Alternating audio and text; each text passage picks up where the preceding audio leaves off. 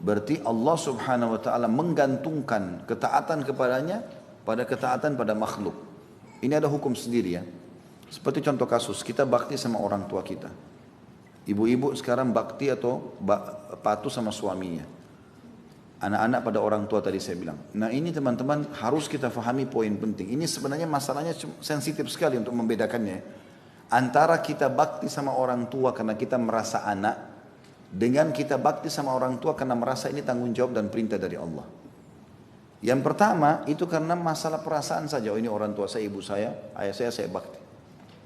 Kalau sebatas itu belum ada pahalanya. Tapi kalau kita pindah ke poin sebentar yang satunya digeser saya sedikit, saya bakti kepada orang tua saya karena Allah yang perintahkan. Maka semuanya pahala. Karena bedanya adalah kalau yang pertama ini karena manusia, kita bisa mengikuti perasaan kita. Kapan orang tua kita tuh baik sama kita, kita bakti sama dia.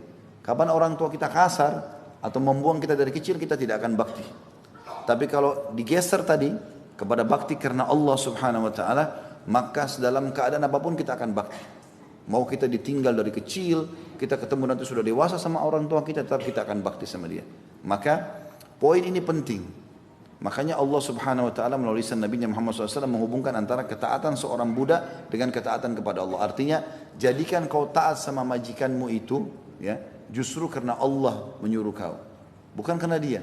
Sehingga kalau majikan kita tidak baik, maka kita benci dia. Kalau dia baik, maka kita baru senang. Enggak. Hukumnya adalah hukum dari Allah subhanahu wa ta'ala. Allah suruh tetap kita bakti. Begitu juga dengan istri pada suaminya. Bukan dia lihat suaminya, tapi dia lihat perintah Allah di situ.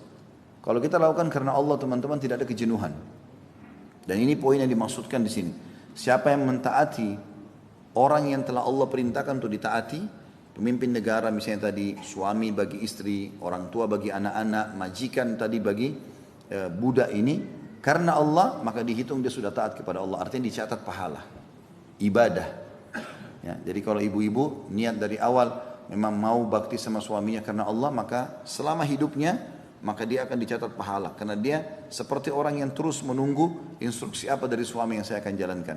Begitu juga anak-anak pada orang tua, begitu juga masyarakat pada pemimpinnya, begitu juga budak tadi atau staf kita katakan yang lainnya secara aplikasi tentunya bukan status itu dalam kepada majikan atau kepada atasannya.